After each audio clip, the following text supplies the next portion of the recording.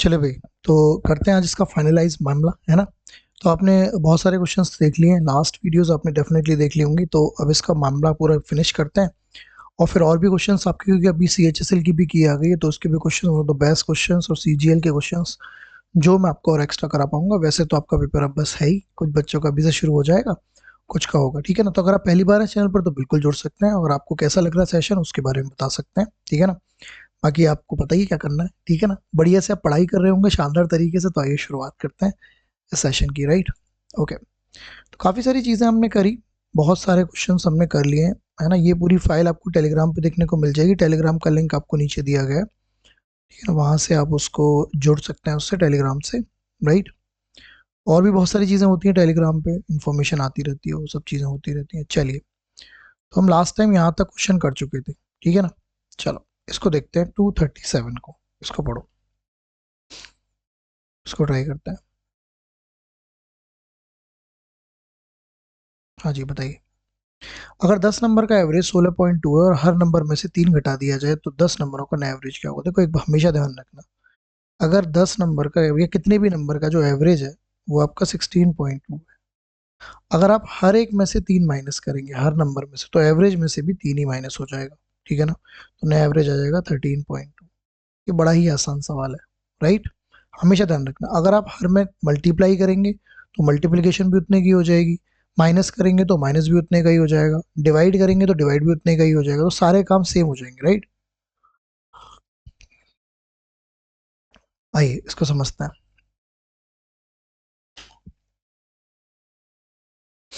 एक व्यापारी ने अपने सामान पर मार्क प्राइस कॉस्ट प्राइस से 12% ज्यादा रखा। उसने आधा, trader marks his goods 12% of the cost price. He sold half the stock at the market price, one quarter at discount of 12% on the market price, and the rest is discount of 30% on the market price. His total gain is, तो उसने 112% ऊपर लगाया cost price से। तो अगर मैं मान लूँ कि 100 का CP था, तो उसने जो मार्किंग करी है वो 112 की करी है ना। ऐसे मान लेते हैं, आप ऐसे ही मान लेते हैं कि 100 ही आइटम थे, और बेसिकली क्या था, अगर 100 आइटम 112 रुपए के हैं तो आपका एक आइटम कितने का हो गया, 1.12 का। ये बात क्लियर है ना। चाहो तो वैसे तो ठीक ही है, तो इसको रेशो क्रिएट कर लो, है ना। 4 से कट जाएगा क्या, चलो ये भी रहने दो, कोई दिक्कत नहीं है। अब हाफ ऑफ द स्टॉक, तो हाफ ऑफ द स्टॉक उसने किस पर बेचा, मार्केट प्राइस पर। तो हाफ स्टॉक होगा 50 का, और वो बेचा उसने 1.12 पर, क्योंकि मार्केट प्राइस तो 1.12 है ना। अगर 100 चीज अगर आप 112 की बेचेंगे तो 1.12 हो गया। One quarter at the discount of 12%, है ना। अब वन क्वार्टर जो होगा इसका 100 का, वो हो जाएगा 25, और डिस्काउंट किस पर, 12% पर। तो अगर आप इसको 1.12 पे अगर डिस्काउंट देंगे, क्योंकि बेसिकली ये तो हो गया इसका MP, और इस पर डिस्काउंट देंगे तो हो जाएगा 88/100। अभी देखते हैं सारी चीज़ों को, ठीक है ना। इसका इसने बोला एंड द रेस्ट, तो भाई 50 और 25 तो यूज हो गया, तो भाई बच भी कितना गया, 25 बच गया, और मार्केट प्राइस तो 1.12 ही है। 30% के डिस्काउंट पर, 30% का मतलब हो गया 7/10, 30% का 3/10, तो 7/10, ये सब हो गया, ठीक है ना। अब देखते हैं, तो यहाँ से मल्टीप्लाई कर लेते हैं, तो ये आपका आ गया, जीरो तो जीरो आना ही है, 5 दूनी 10, 5 और 1 5, 6 5, तो ये आ गया 56 रुपये। 25 से 4 बार कट कर लेते हैं, 4 से कट कर लेते हैं 22, और 112 में 22 की मल्टीप्लाई कर देते हैं, है ना, इस तरीके से। तो ये आपका आ गया 2464, 2464, और पॉइंट तो लग ही जाना है। ओके, यहाँ भी ऐसे कुछ कर लेते हैं, 5 से 2 बार, 5 से 5 बार, 2 से इसे काटा जा सकता है, 0.56, 35 की गुणा 56 में कर लेते हैं, 5 अंक 30, 5 25 26 28। बढ़िया क्वेश्चन है ये, 3 6 18 16, तो ये आ गया 8 और 8 16, 9, 1960, 1960, और पॉइंट यहाँ पे लग जाएगी। तो टोटल पैसे हो गए, इनको जोड़ लेते हैं, क्या क्या पैसे हो गए, तो 56, 24.64, और दूसरा 19.60, 4 6 और 6 12, 1 10 और 9 19 और 1 20, 2 तो 90.24 90 आएगा। एक सेकेंड रुको, 19 2 ये आ जाएगा 100.24। ये SP आ गया। तो डेफिनेटली आपने 100 रुपए की चीज को 100.24 का बेच दिया, तो आपको कितने का फायदा हुआ? 0.24% का। तो यही मेरा आंसर है। तो बड़ा बढ़िया क्वेश्चन है, शानदार क्वेश्चन है, इसको ऐसे ब्रेकेज करना है, इस तरीके से आप इसको कर पाएंगे, राइट। बढ़िया सवाल है। तो इसमें ऐसे ब्रेकेज जो करना है ना आपको, वो समझना है। ब्रेकेज एक बार क्लैरिटी में आ जाए तो काम बनना शुरू हो जाता है। ठीक है, चलो नेक्स्ट मूव करते हैं, अगले क्वेश्चन की तरफ बढ़ते हैं। पढ़ो। सिंपल इंटरेस्ट पर एक तय रकम 2 साल में इतनी और 5 साल में इतनी हो जाती है, तो हर साल इंटरेस्ट रेट को बताइए। देखो सिंपल सी बात है, अगर अब 2 साल में पैसा कितना हो जा रहा है बताइए?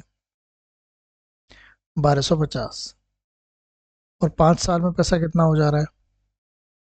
5 साल में हो जा रहा है 2000। पहला स्टेप इस क्वेश्चन का ये होता है कि आप डिफरेंस निकालें। तो यहाँ से 3 साल का जो डिफरेंस आएगा वो आ जाएगा 750। ठीक है, तो 1 साल का वैल्यू कितना आ जाएगा? 250। मतलब 1 साल, ये हमेशा जो डिफरेंस आता है ये ऐसा ही आता है, जैसे 3 साल का ऐसा ही है तो 1 साल का ऐसा ही है।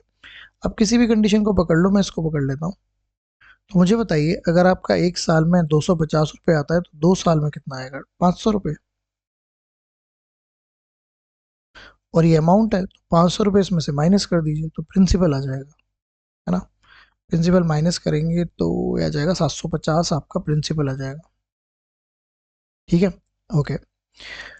अब प्रिंसिपल भी है, 1 साल का आपके पास SI भी है। तो SI का फॉर्मूला क्या होता है आप जानते हैं? PRT/100। SI आपको मिल गया 250, प्रिंसिपल मिल गया आपको 750, टाइम है 1, रेट आपको निकालनी है अपॉन 100। 0 से 0 खत्म, 25 से 10 बार, 25 से कितनी बार? 3 बार, 100/3। 100/3 का मतलब हो गया 33.33%। ये आपका राइट आंसर हो जाएगा। ठीक है, कर पाएंगे? हो जाएगा। चलो तो आगे चलते हैं। वह सबसे बड़ी संख्या पता करें जो इतने इतने को भाग देने पर हर बार शेष समान छोड़ती हो। किसको भाग देना है आपको? 47 को, 95 को, है ना। इक्वल रिमाइंडर वाला कॉन्सेप्ट चल लगेगा इसमें, और 187 को। इनको जब डिवाइड करते हैं, the greatest number which when the number इतने is divided the leaves the same remainder. Same remainder. सबसे पहला केस क्या होता है? फर्स्ट नंबर है, सेकंड नंबर है, थर्ड नंबर है। तो आप क्या करेंगे? सेकंड माइनस फर्स्ट करेंगे, और यहाँ पर आप थर्ड माइनस सेकंड करेंगे। तो 95 में से आपको 47 माइनस करना है ना। तो 95 में से आपको 47 माइनस करना है, और इधर आपको 187 में से 95 माइनस करना है। तो जब माइनस करेंगे तो 15 माइनस 7 क्या होगा? 8। और यहाँ पर 8 माइनस 4 48 हो जाएगा। यहाँ पे माइनस कर सकते हैं, 2 आ गया और ये 9, है ना। और 48 टू ही कितने होते हैं? अब इन दोनों का आपको एक्चुअली HCF लेना होता है। और 48 टू 92 होते हैं, तो काम बन गया। मतलब 48 नहीं, 48 टू कहाँ होते हैं? 98। अब इन दोनों का आपको HCF लेना है, तो इन दोनों का भी डिफरेंस आप निकाल, मतलब इन दोनों को काटने वाली वैल्यू चाहिए आपको बड़ी से बड़ी, है ना। तो इनका बेसिकली देखा जाए तो डिफरेंस निकाल लेते हैं फॉर 92 और 48 का, जो कि आएगा आपका कितना? 4। 4 ही आएगा ना, हाँ। और ये आपका आ जाएगा 44। अब 44 तो ना से डिवाइड करता है ना से डिवाइड करता है, लेकिन 44 टूट किस में जाता है? 4:11। अब 11 का तो कोई मतलब बनता नहीं, तो 4 इज द वैल्यू। इनका HCF आएगा 4। 4 एक ऐसा नंबर है कि आप इसको भी डिवाइड करिए, इसको भी डिवाइड करिए, इसको भी करिए, इसको भी करिए, सब जगह रिमाइंडर सेम आएगा। 4 को अगर 47 को डिवाइड करेंगे तो डेफिनेटली जो रिमाइंडर आएगा वो आपका आ जाएगा कितना? क्योंकि 44 3, 95 को भी डिवाइड करेंगे तब भी 3 आ जाएगा, 187 को भी डिवाइड करेंगे तब भी 3 आ जाएगा। What will be the right answer? 4, right. तो ये कॉन्सेप्ट है जिसको आपको समझना है। सबसे पहला काम डिफरेंस निकालना है, जो डिफरेंस आ गया इनका HCF निकालना है, तो इनका भी डिफरेंस ही निकालना है। 44 आ गया। 44 को 2 टुकड़ों में तोड़ सकते हैं आप, क्योंकि 44, देखो 44 जो होना चाहिए ना वो 48 और 92 को डिवाइड करने वाला होना चाहिए, जो कि नहीं है। तो क्या करना होगा? तो हमें 44 को ब्रेक करना होगा, ब्रेक करने के बाद हमें चीजें मिलेंगी, राइट। आगे बढ़ते हैं। 0.2 सेंटीमीटर मोटे और 2 सेंटीमीटर डायमीटर वाले सिक्के की संख्या पता करें जिन्हें पिघलाकर 12 सेंटीमीटर ऊंचा और 5 सेंटीमीटर डायमीटर वाला एक गोल सिलेंडर बनाया जा सके। तो इसका मतलब ये समझिए, ऐसे करके सिक्के हैं, सिक्का इस टाइप से होता है ना। तो सिक्का भी एक सिलेंडर ही होता है। इसके मोटा का मतलब ये 0.2 सेंटीमीटर इसकी हाइट दे दी, और बेसिकली ये इसका डायमीटर दे दिया, तो रेडियस हो गई इसकी 1 सेंटीमीटर। वाले सिक्के को पता लगाएं जिन्हें पिघलाकर, तो कितने ऐसे सिक्के लगेंगे जिसे पिघलाकर आप एक क्या बना सके, सिलेंडर। या समझिए आपने 5-5 के सिक्के एक के ऊपर एक रख दिए, तो ये क्वेश्चन वैसा भी हो सकता है। इसकी हाइट होनी चाहिए 12 और इसका डायमीटर होना चाहिए 5, तो रेडियस हो गई 5/2। तो बेसिकली इसका जो वॉल्यूम है मतलब पाई आर स्क्वायर, मतलब 1 × 1 × h, और ये नहीं पता कितने सिक्के इंटू एक्स, और ये बराबर किसके होगा, इसके, तो पाई आर स्क्वायर और इंटू 12। बस इतनी सी कहानी है, ठीक है ना। पाई से पाई खत्म हो जाएगा, और कुछ हो सकता है, बस और कुछ तो क्या, 4 से 3 बार, और ये आपका 2/10 हो सकता है, 2 से 5, 5 भी इधर चला जाएगा, तो एक्स की वैल्यू आ जाएगी 125 गुणा 3, तो 375। तो बेसिकली ऐसे कितने सिक्कों की जरूरत पड़ेगी, 375, राइट। ये काम आप कर सकते हैं। चलिए, एक निश्चित राशि पर 3 वर्ष के लिए 4% प्रतिवर्ष की दर से चक्रवृद्धि ब्याज सदा ब्याज के बीच का अंतर इतना है, तो निवेश की गई राशि ज्ञात करें। तो बेसिकली यहाँ पर ये 3 साल का डिफरेंस है। 3 साल के डिफरेंस का फॉर्मूला मैं आपको बता देता हूँ। ये होता है पी r/100 का होल स्क्वायर 300 प्लस r/100। इस फॉर्मूले को आप याद रखें, ये 3 साल का होता है। और 2 साल के डिफरेंस का फॉर्मूला ये होता है पी r/100 का होल स्क्वायर, राइट। ये 2 साल का होता है और वो आपका 3 साल, तो ये यूज होगा, तो करते हैं यूज। तो बेसिकली डिफरेंस तो आपको दे ही रखा है, प्रिंसिपल आपको पता नहीं, रेट है 4%, 4 रखेंगे तो ये आ जाएगा 1/25 का होल स्क्वायर, ये हो जाएगा 304/100। 4 से कट कर सकते हैं, है ना। इसको 4×7=28, 4×6=24, 4 से इसे कट कर सकते हैं 25 बार, 76 से 2 बार कट जाएगा, राइट। 25×2=50 हो गए, और ये आ गया तुम्हारा 625। तो 625 में 50 की गुणा होनी है भाई, यही आंसर है, 625 × 50, 31250। तो आपका राइट आंसर क्या हो जाएगा, 31250, राइट। आगे बढ़ते हैं। अगर किसी भिन्न का 17% बढ़ा दिया जाए और हर 12% घटा दिया जाए तो भिन्न का मान इतना हो जाता है। तो आप जानते हैं कि भिन्न होती है x/y।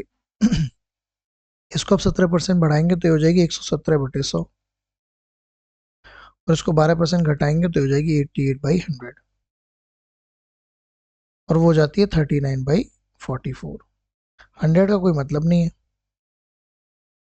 आप 44 से इसे 2 टाइम्स डिवाइड कर सकते हैं, 13 से 3 बार, 13 से 9 बार, और 3 से 3 बार, 2 इधर चला जाएगा, 3 इधर। x/y की वैल्यू क्या आ जाएगी, 2/3। एकदम बेसिक क्वेश्चन है, राइट। कर सकते हैं। चलिए आगे चलते हैं। पी क्यू आर की सैलरी का अनुपात इतना है, अगर आर की सैलरी पी की सैलरी से इतनी ज्यादा हो तो क्यू की सैलरी क्या होगी, कर लेंगे, इसमें कुछ नया नहीं है। दो संख्या को गुणनफल इतना है, यदि इन संख्या को HCF इतना हो तो बड़ी संख्या ज्ञात करें। देखो आपको प्रोडक्ट दे रखा है, प्रोडक्ट कितना दे रखा है, 8427। HCF कितना दे रखा है, 53। ओके, तो आपसे पूछा बड़ा नंबर बताइए, ठीक है ना। तो बड़ा नंबर कैसे बताएं भाई, तो तरीका ये है कि आप एक नंबर को 53A मान लीजिए और एक को 53B मान लीजिए। इनका प्रोडक्ट आपको 53A इंटू 53B आपको दे रखा है 8427। तो 584 जो 27 है, ये 53 से आपका डिवाइड जरूर होगा। एक बार 53 आ गया, ये एक आ गया, ये आपका 3 आ गया, ये 2 आ गया, है ना। अभी 6 बार जा सकता है, नहीं 6 बार नहीं जाएगा, 5 बार ही जाएगा। 5 दिया 15, 25, 25 और 1 26, माइनस कर देते हैं। 7 आ गया, ये 4 आ गया, बस यही आ जाएगा, फिर 7 आ जाएगा, है ना। और फिर आपको करना पड़ेगा 8, 9 बार जाएगा, होती है 27, 9 पंजे 45, 45 और 2 47, बिल्कुल 159 टाइम्स, और इससे 3 बार चला जाएगा। तो ए इंटू बी की वैल्यू 3 आ गई। आपको ए और बी की ऐसी वैल्यू रखनी है जो एक दूसरे के को प्राइम हो, तो ए की वैल्यू हो सकती है 3 और 1, तो ए की वैल्यू 3 और बी की वैल्यू 1। तो बड़ा नंबर जो आएगा वो क्या आएगा, 53 इंटू 3, 159, और छोटा नंबर पूछता तो 53 इंटू 1, मतलब 53 आ जाता, 159 इस क्वेश्चन का राइट आंसर हो जाएगा। तो इसको इस तरीके से करना है। एचसीएफ में आपको दो नंबर्स मानने होंगे, 53A और 53B।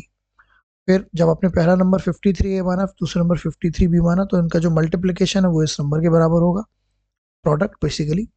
और फिर आपने ए और बी की वैल्यू को निकालना है, ठीक है ना। आगे बढ़ते हैं। 15%, 10%, 8% की 3 लगातार डिस्काउंट के परसेंट के सिंगल डिस्काउंट के बराबर है, तो के की वैल्यू बताओ।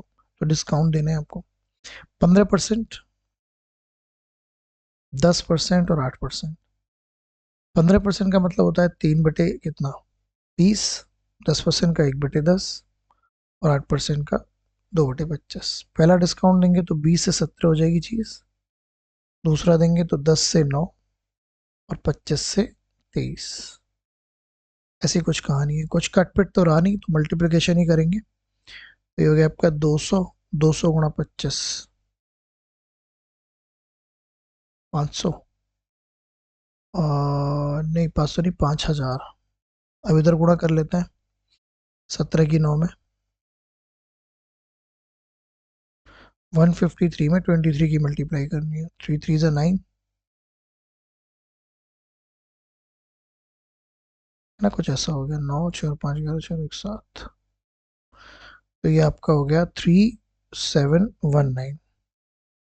आपको जो डिस्काउंट मिला है 5000 में से 3719 माइनस कर देते हैं, ये आपका आ गया 1, ये आपका आ गया 8, ये आपका आ गया 2, और ये आपका, तो 1281 का डिस्काउंट है, और 5000 पे डिस्काउंट है, इंटू 100, पॉइंट तो लग ही जाएगा। 5 दूनी 10, 5 25, है ना, 5 30, 5 दूनी 10, और एक पर पॉइंट लग जाएगा 20 से, ये आ रहा होगा 20, कुछ गड़बड़ हो गया क्या, 5 दूनी 10, 5 25, 5 30, 25 दूनी 50, हाँ ठीक है, माइनस करने में दिक्कत हो गई कुछ, ठीक है, यही आएगा, 1281 ही आएगा। तो सिंगल डिस्काउंट, पॉइंट तो लग जाएगी, उसमें कोई दिक्कत नहीं है, बट ये वैल्यू ऐसी क्यों आ रही है भाई। यहाँ से अगर आप देखो तो 128.1 को 5 से डिवाइड करना है ना, तो 5 दूनी 10, अब बचेगा 5 पंजे 25, 5 30, 25.6 वैल्यू आनी चाहिए भाई, 29 कैसे आ रही है, कुछ गड़बड़ हुआ है। 15 बिल्कुल, 8 बिल्कुल, ठीक है ठीक है, मल्टीप्लिकेशन में भी कोई दिक्कत नहीं है, 5000 ही आएगा। 15 ठीक है, ये गड़बड़ हो गया ना, ये 4 आएगा। हम्म, ये 9 हो गया, 4 5 11, 4 हो गया 35, सब वो आएगा 19, ही गड़बड़ हो गया, बस तो यही गड़बड़ है। ये वैल्यू कितनी आ जाएगी, 3519, है ना।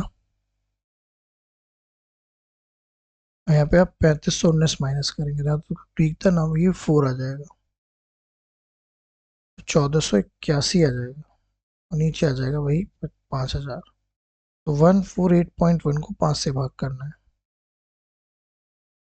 हाँ, तो 5 दूनी 10, 5 नाम, ये आएगा 29.62, ठीक है।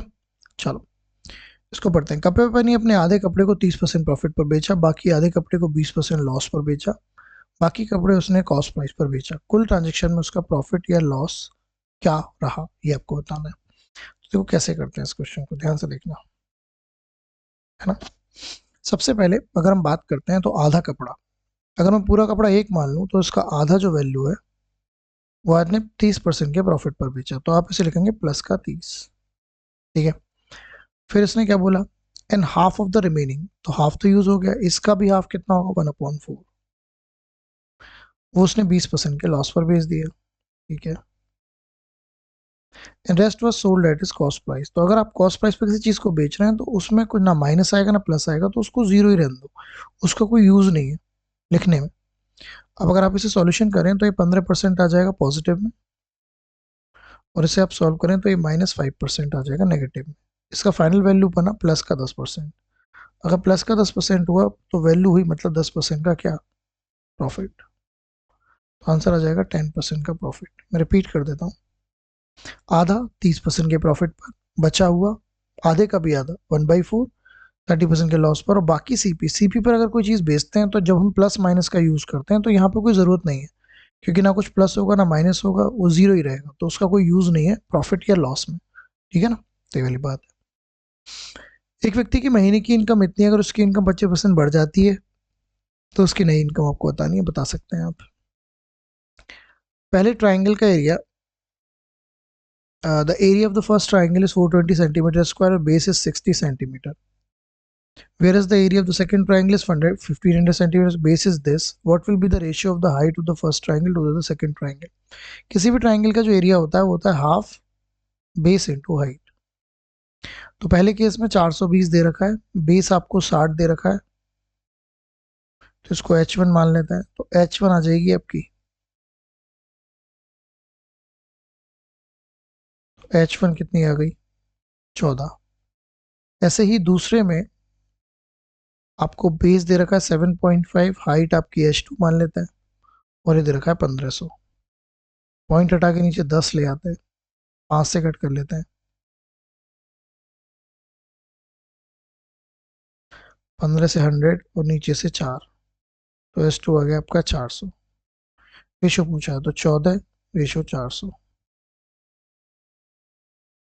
7 रेशो 200, तो ये आपका राइट आंसर हो जाएगा, ठीक है। ओके, और इसने बोला एन के किस मान के लिए इतने एक 3 की पावर एन -2 की पावर एन 3 की पावर एन 2 की पावर एन, ये दोनों प्राइम होंगे, ठीक है ना। तो 3 की पावर एन -2 की पावर एन, और दूसरा 3 की पावर एन +2 की पावर एन, एन के किस मान के लिए। तो जब भी ऐसे क्वेश्चन होते हैं तो आपको ऑप्शन उठाना सबसे बेहतर होता है। तो जैसे मैं 4 उठाता हूँ मान लो, क्योंकि मेरे को क्या पता आंसर क्या होगा, तो मैं 4 उठाता हूँ। 3 की पावर 4 -2 की पावर 4, और 3 की पावर 4 +2 की पावर 4, तो 3 की पावर 4 क्या होता है 80, और 2 की पावर 4 होता है 16, ऐसे ये 81, और ये आपका कितना आ गया प्लस का 16, ये कितना आ गया 11 - 6 कितने होते हैं 5,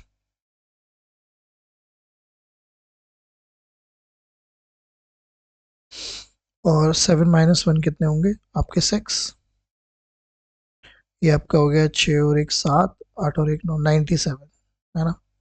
तो 97 और 65 एक दूसरे के प्राइम है क्या, कैसे पता लगेगा, अगर इनका डिफरेंस अगर हम निकालें, मतलब इनको हमें देखना पड़ेगा इनको कुछ काटने वाला है कि नहीं।